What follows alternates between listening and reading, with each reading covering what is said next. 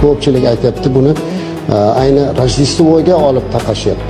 Keyingi paytlarda Yangi yilda ayni shu Rojdestvoga olib kelib katoliklar yoki mana pravoslavlar qilayotgan bayramga o'xshatishyapti. Lekin aslida Rojdestvo bayrami o'sha xristian olamida ba'zi birlarda 25-26 dekabr bo'lsa, ba'zi birlarida 7-yanvar nishonlanadi. 31-dekabrda hech qaysisida bu bayram yo'q.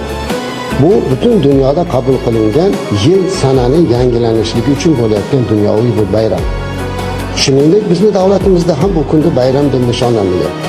Biz musulmonlar bunga qanaqa munosabatda bo'lishimiz kerak? Avvalo, bir yil o'tgan umrimizni sarhisob qilishimiz kerak. Mana avvalda aytib o'tganimdek, umr katta ne'mat. Mana bir yil o'tibdi. Bir yil ichida biz nimalarga erisha oldik?